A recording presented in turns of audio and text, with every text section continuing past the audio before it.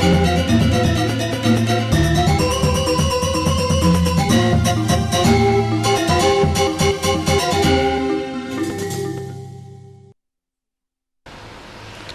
Swastiastu, pemirsa Bali TV dimanapun Anda berada, kembali saya Nyoman Winata, redaktur pelaksana harian Bali Pos. Ya. Seperti biasa, menjumpai Anda dalam Bali Pos Talk. Kali ini saya akan wawancarai Bapak Igede Sumarjaya-Linggih atau akrab dipanggil Pak Demer. Beliau adalah anggota DPR RI perwakilan daerah Bali yang sekarang duduk di Komisi 6. Ya, Pak ya. Dan kita akan bicara tentang pandangan beliau terhadap bagaimana perkembangan Bali ke depan.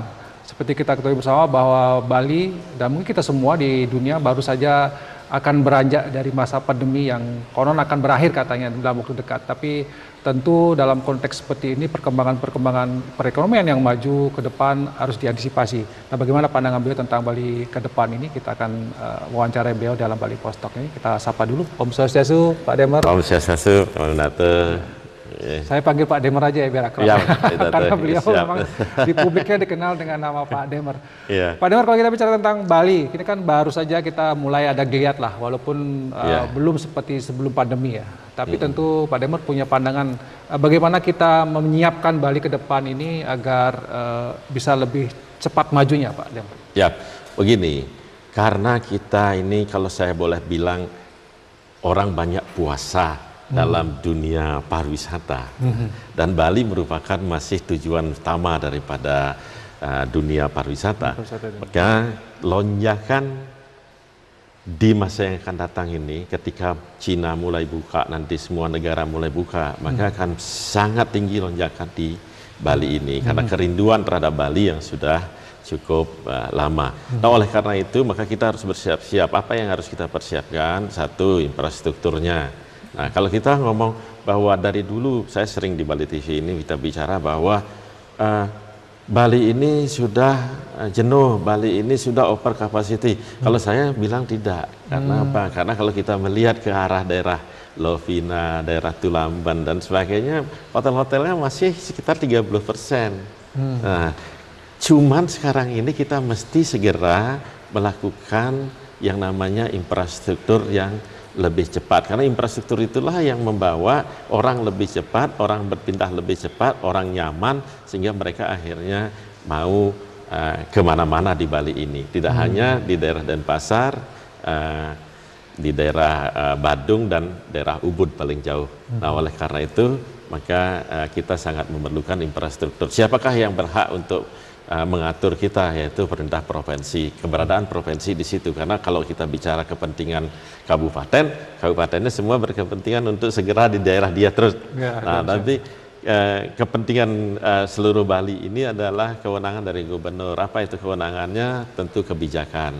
Kebijakan yang harus dilakukan oleh gubernur, kemudian ada juga mereka mengambil pajak PKB misalnya, pajak kendaraan bermotor kita dipajakin. Ya, tolong anggaran-anggaran ini bisa untuk mensejahterakan juga di daerah utara, di daerah timur, tersentuh juga oleh pariwisata melalui apa? Yaitu yang paling utama saya lihat itu adalah infrastruktur.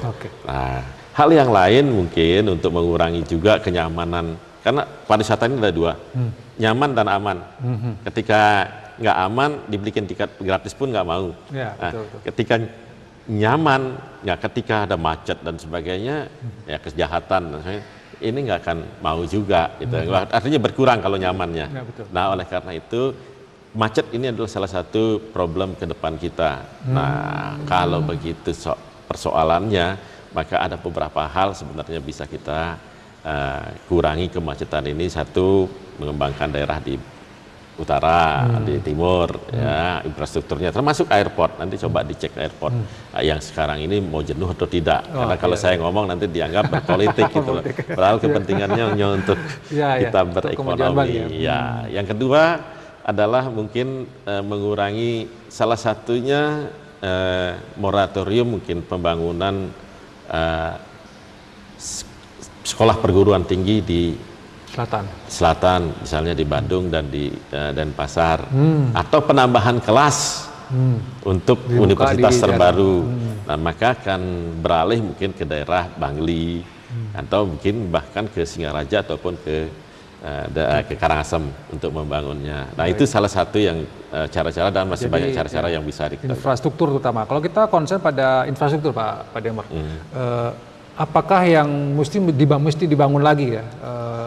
Lebih masif katakanlah begitu, supaya ini dari infrastruktur ini bisa betul-betul konsep menyeimbangkan antara Bali Utara dan Bali Selatan dan Bali Timur ini betul-betul terjadi.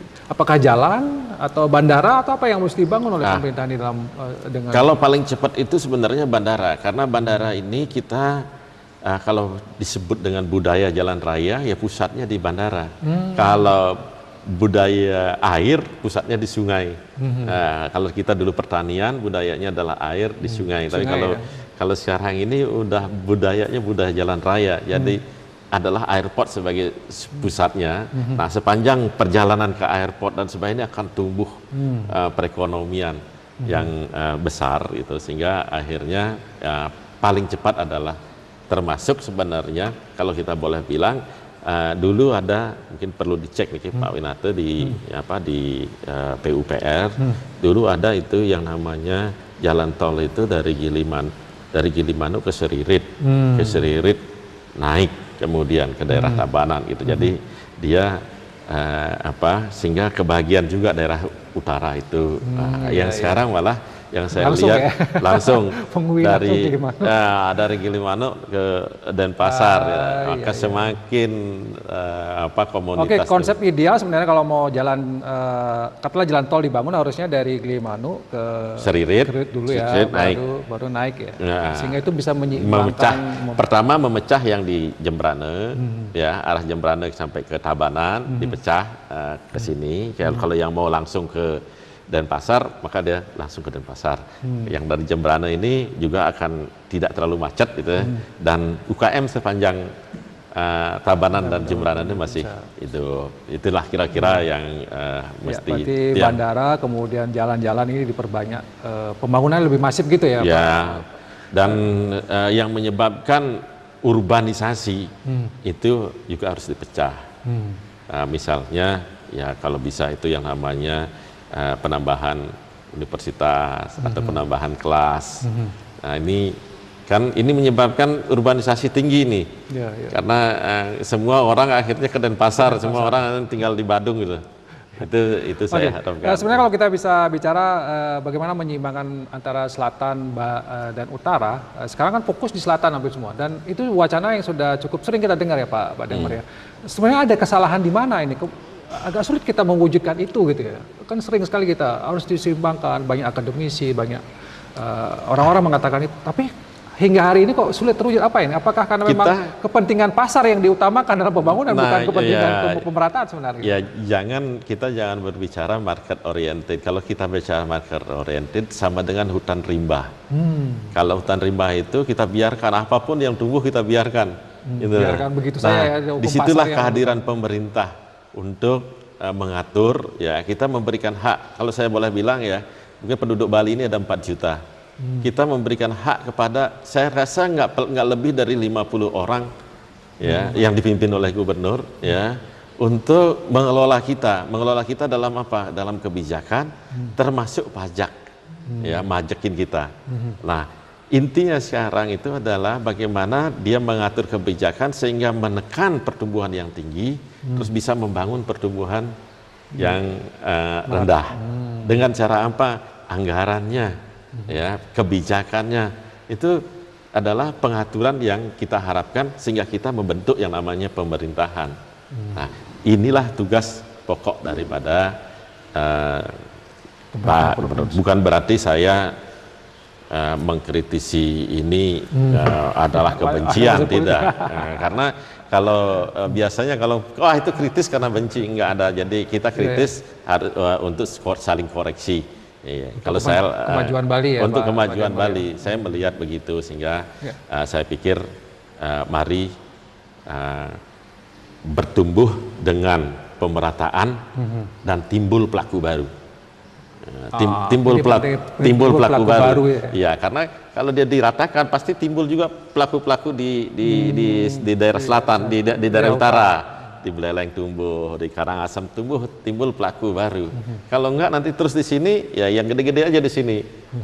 Ya, Semua di Denpasar ya. Denpasar semua. Satu Ya. lagi apa? Dan saya kasihan juga dengan Denpasar satu lagi, teman-teman Denpasar dan Badung, terutama yang buruh serabutan, PNS biasa, kemudian pegawai swasta biasa, yang kalau terus dipacu pertumbuhan yang tinggi, maka inflasi tinggi, harga-harga naik. Nasi campur yang biasanya masih 10.000 jadi 25.000, bahan-bahan pokok di pasar mahal. Nah, sementara gajinya kenaikannya tidak sesuai dengan Inflasi tadi ya. inflasi tadi. Maka yang paling cepat dia jual adalah rumahnya, karena rumahnya tiba-tiba harganya tinggi. Jual tanah sebenarnya Pak ya. Jual tanah, ya kalau yang punya tanah menjadi orang yang super kaya kalau banyak punya tanah. Kalau banyak punya tanah. Ya, Tapi kalau punya cuma rumah saja dia gitu. jual, dia pindahlah ke daerah Tabanan, dia pindah ke daerah Kelungkung. Jadi itu yang terjadi dan saya berharap jangan sampai menjadi Betawi yang kedua di Bali. Yang mana gemerlap Jakarta atau gemerlap Bali, orang Balinya tidak di tempat gitu loh. Itu harapan saya. Ya, karena itu juga kaitannya dengan bagaimana mempertahankan tradisi tadi ya, tradisi budaya juga ya. Kalau orang Bali hilang semua, berarti siapa yang hilang? Kalau hilang di Denpasar hilang, begitu juga yang di daerah utara dan timur, karena dia urbanisasi, dia mencari pekerjaan karena pertumbuhan yang rendah itu biasanya kesempatan kerja rendah. Betul. Kesempatan kerja rendah itu dia akhirnya pindah dia nggak sempat lagi ngurus yang namanya adat, nggak sempat lagi ngurus ngayah di kampungnya karena dia harus menghidupi perutnya. Ini yang berbahaya untuk persoalan yang serius ya Pak ya, soal pemerataan pembangunan di Bali ini cukup serius. Karena kalau tidak dilaksanakan dengan segera ini membahayakan. Dan ya saya harap kebijakan maupun ke anggaran, toh juga kalau di selatan ini kita tahu Badung dan Denpasar dari PHR udah tinggi sekali gitu. Sebaiknya yang namanya anggaran pemerintah provinsi itu kebijakan maupun pinjaman yang dari pusat sebaiknya di daerah selatan atau di daerah sebaiknya di daerah utara atau di daerah timur. Baik, sebagai closing statement Pak Demer dalam kesempatan Bali Post Talk kali ini mungkin mempertegas kembali harapan Pak Demer kepada masyarakat, kepada pemerintah terutama tingkat kabupaten maupun provinsi, terutama provinsi mungkin yang apa yang mesti kita lakukan ini ke depan. Silakan Pak Demer. Ya, saya melihat sangat mudah sebenarnya untuk meniru saja kebijakan Pak Jokowi. Ya, ada beliau membangun di daerah timur, bahkan menggenjot Menteri Investasi untuk lebih banyak investasi itu di daerah timur.